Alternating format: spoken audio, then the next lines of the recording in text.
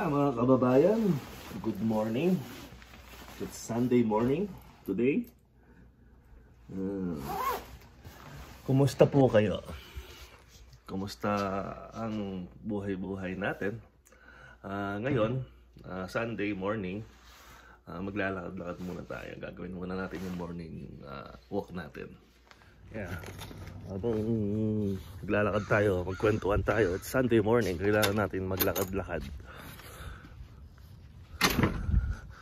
Yun nga pala kababayan, naka-recover na ako sa sa sinasabi natin depression kahapon dahil to sa trabaho. Medyo nakapag-isip-isip na at muni-muni, nakapagdasal. Today is Sunday, sana pagsimba kaya kami ngayon. Tingnan natin, biyot yata si Macy's. Yun. May nabalitaan ako kahapon sa Omni News. Nakakalungkot. Hindi natin kagustuhan na balita lagi ang mga nakakalungkot, mga balungkot na ano. Sana next time na balita, good news naman. May namatay tayong kababayan. Yung mga anak niya nandito sa Canada. Matagal na nilang kinukuha yung tatay niya. Ngayon na-approve yung super visa niya ng tatay. Ngayon papunta siya sa Canada. While nasa aeroplano, na-stroke siya. Ngayon binabasa sa Taiwan. Sa Taiwan siya na hospital. Ngayon dahil sa Taiwan siya na hospital, kailangan pumunta ng mga ibang anak niya sa Taiwan. Siyempre yung mga anak niya dito sa Canada hindi basta-basta makakapunta, malayo nga ba, gagastos na lang sila. Imbis na pamasahin nila, panggastos nila yon. Ang hindi ko alam, sinabi lang sa Omni News, napaka-importanting magkaroon ng travel insurance sa mga pumupunta ditong parents. Pero ang ayaw ko narinig sa balita na yon, umingi sila ng tulong sa tanggapan ng gobyerno sa Taiwan. Nakipag-coordinate naman yung tanggapan ng gobyerno sa Taiwan. Ang mahirap doon, ang sabi ng gobyerno ng kawani ng Pilipinas sa Taiwan, hindi daw sila makakatulong financially dahil hindi OFW ang namatay. Ano ba ang kaibahan ng anak na OFW o tatay ng OFW? Member po sila ng OFW. Nagtatrabaho po sila sa Canada. Yung tatay po papunta sa mga OFW, kahit saan ko tignan na paraan or rules, bakit yung mga undocumented OFW natutulungan ninyo? Ito namatay na siya, sasabihin nyo na hindi siya OFW, hindi nyo siya matutulungan financial. What the heck? What the heck? Anong problema ninyong mga gobyerno kayo? Pero pagka ninanakaw niyo yung pera, okay lang. Binubusan niyo yung pera, okay lang. Pagka may nangangailangan na Pilipino namatay, hindi niyo matutulungan ng financial. Wow! Hindi naman po tayo nagmamarunong, no? Hindi naman po tayo Pero ang gobyerno kuminsan parang naglalaroan tayo mga Pilipino o mga tao. Kung anong gusto nila sabihin, sasabihin nila. Kung anong gusto nila ipatupad, papatupad nila.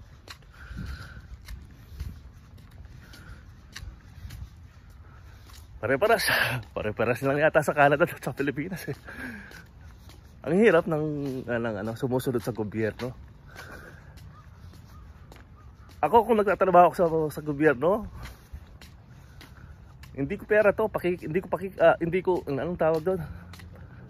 Itutulong ko sa mga nangangailangan, especially kung ganyan na emergency. Hindi naman sa'yo pera yan eh. Humingi ka, ahensya ka ng gobyerno, humingi ka sa mga ahensya ng ibang gobyerno. Magtulungan kayo, gawin nyo ang trabaho ninyo. Hindi yung nakaupo kayo sa opisina, wala kayong pakialam, sumusweldo kayo, nakaka-high blood kayo. Hindi, mahirap po kasi mga kababayan, yung pamilya na yon. Napakahirap po kasi, anong tawag doon? Ang hirap ng pakiramdam ng anak niya na matagal nang hinihintay nung yung tatay. Tapos nangyari na ang ganyan, hindi natin naasahan. Ang hirap. Tapos sasabihin pa ng ahensya ng gobyerno sa Taiwan, hindi nila matutulungan ng ano. Anyway, sana lahat magtulungan tayo. Alam natin ng mga kapwa natin Pilipino dito. Panoorin nyo po sa Omni News ang balita. Dito naman sa Canada, matulungin yung mga yung mga Pilipino. Anyway, habang naglalakad tayo dito sa kahabaan ng ating papupuntahan, mag-check tayo ng kailangan natin i-check sa tindahan, iloto natin. Tataya tayo ng loto. Hindi naman tayo nagsusugal ng loto. Ano tayo? Parang nagkakaroon tayo ng konting hope lang. Sabi nga nila, wala ka lang ang trabaho, nagsusugal ka pa. Hindi naman po. Po tayo nagsusugal. Kumbaga, sinasabi nga natin, baka bigyan ka ng, baka dumating yung swerte mo. Ito yung swerte mo. Sabi ko nga, ang imposible, hindi natin pwedeng gawin. Ang posible, pwedeng gawin ng Panginoon. Hindi ba po? Ayan ang Edmonton, no? Ayan, puro construction yan. Dadaan ka sa highway, basura, tingnan mo yung basura. Akala ko ng araw yung Canada, napaka-linis. Kasi nagpunta ako sa, alam niyo po mga kababayan, nagtatrabaho ako dati sa barko, no? Magtatrabaho tayo sa barko dati. Nung napunta tayo sa Vancouver, naglakad-lakad tayo sa downtown. Malinis pa yung downtown nun. Kunti lang yung mga homeless. Sabi ko sa sarili ko, kailan kaya ako makapunta dito sa Canada? Kasi alam ko Canada. Nangarap lang ako. Nung nasa Vancouver ako, palakad-lakad sa downtown. Yun, hanggang sa hindi natin na alam, bibigay ng Panginoon pagka bumulong ka sa puso mo. Napakabuti ng Panginoon po, di ba? Sa loto, yun, talo. Talo tayo. Hirap kasing makakuha ng loto. Pero okay lang yan. Minsan-minsan, inaalok nga nung kabayan, loto, ayoko muna, pass muna ako. Yung street na nilalakaran ko, nung bago kami lumipat sa Edmonton, dapat dito kami banda makakakuha ng bahay. Kaya kaso, bago kami, wala kaming alam. Sinasabi nila, maraming homeless dito sa lugar na to. Pero katahimik, maraming homeless kasi downtown to. At doon ang maraming homeless.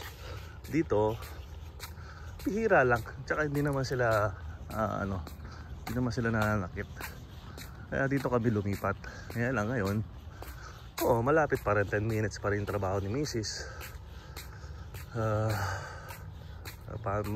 Masarap maglakad, mapuno. Ayaw ko lang sa winter, magiging zombie zone na naman to. Wala namang yung mga daon na yan, magsisilaglagan na yan. Wala na yan, magiging sanga na lang sila. Shout nga pala kay ate sa yung nag-comment kahapon, yung taga Toronto. Napipil niya daw yung napipil ko. Salamat ate, pero kaya natin to ate. Gawin nating lakas ng loob ang ating mga Junakis, yung mga anak natin, para sa kanila lang naman ginagawa natin hindi para sa atin. make it sure na makapag-adjust tayo, makapag-focus sa mga anak natin. Isasali ko kayo sa dasal ko, ate. Ingat kayo dyan sa Toronto. At may God guide you for your journey in Toronto. Kapit lang tayo, sabi nga, laban lang.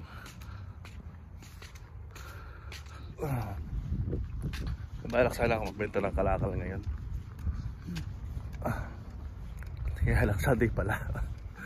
Hindi tayo sarado yung mga bottle depot dito sa Canada kasi kuso yung recycling. Nagagawa, iniipon namin yung recycling para lang of course para makatulong sa kalinisan ng mga nagbabasura. Kaya magandang tapos nabebenta natin. Siguro nasa $20 na yung limang sako ng plastic bag na na recycling, mga pop, yan, mga milk ang nabebenta dito. Ako nung foreign worker ako, yung bago dating ako 2013 dito. 11 November, kasagsagan ng winter. Naglalakad ka sa trabaho. Dun sa Olds, Alberta pa lang kami. Oo. Sus, manginig-ginig ang mga paa mo. Kahit na naka-winter boots ka, pagdating mo sa trabaho, pupunta ka ng simbahan, sus, patay ang mga kuko mo. Ang hirap maglakad sa snow. Kaya kung hindi ka magmamaneho dito, lahat ng mga kuko mo patay.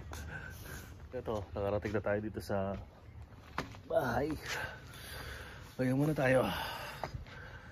So ayun nga mga kababayan ko, kung mapapanood din nyo ang balita doon sa nangyari kay tatay na kababayan natin, pinagdarasal ko sila sana mauwi nila yung bangkay ng tatay. Nalungkot, nasauwi sa Taiwan na talagang natuluyan. Pero sad news po yun, sad news sa pamilya. Pero sabi ko nga, ang buhay, sabi nga ni Kuya Kim, ang buhay weather lang.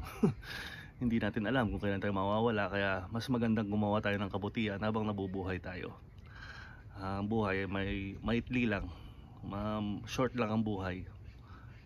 Huwag nating intindihin ang problema, intindihin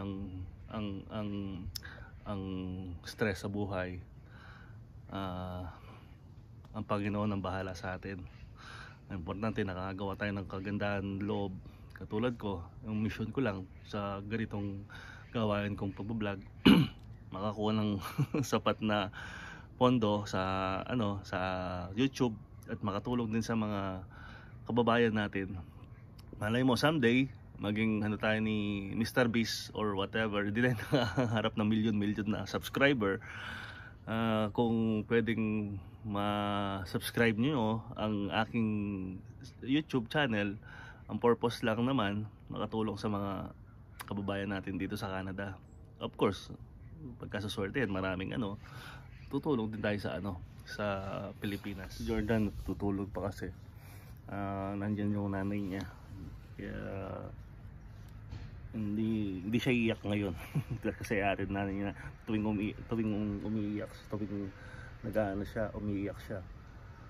So yan, tingnan natin kung gising na siya para makapagluto na tayo ng almusal. Luto muna tayo ng almusal.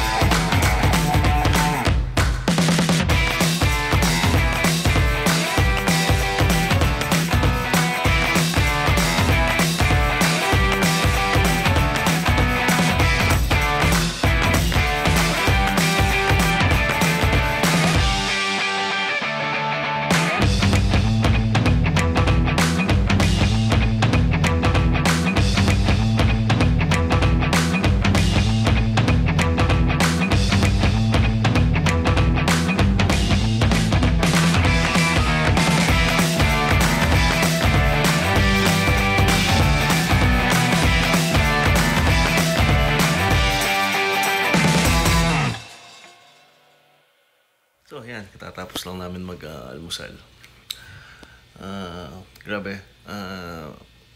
Na, napanood ko yung kay Doc Willie Ong, yung doktor na nagbibigay ng serbisyo sa bayan, sa Pilipinas, sa mga libre. Libreng gamot talaga. Nagsimula na naging doktor siya, libre lahat. Sinusubaybayan ko yan.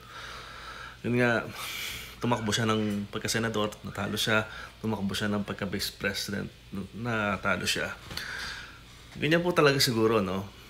Yung mga taong gustong tumulong, hindi nakakakuha ng suporta ng ating mga kababayan ko pinsan sa politiko. Kundi ang inuupo nila, maling tao sa politika. Yung mga magnanakaw, yung mga magbuhaya, sila nag-aaway dahil sa pera ng bayan. Pero itong mga taong gustong tumulong, nagkakasakit, na-stress. Dahil hindi nila alam paano sila makatulong. Pinanood ko nga po yung Jessica Soho na interview. Grabe. Hanggang sa huling sitwasyon niya at hininga niya, ang gusto niya lang tumulong. Siguro, ganito talaga ang purpose ng mga tao. Gusto tumulong. Maidli ang buhay, sila pa yung na-stress. Samantalang yung mga nakaupo sa gobyerno, nagpapasasa, katulad ng Romualdez na to. Akala mo siyang presidente. Kung kilala niyo si Congressman Romualdez, hindi, wala po akong base lang po sa mga napapanood ko. Andito ako sa Canada.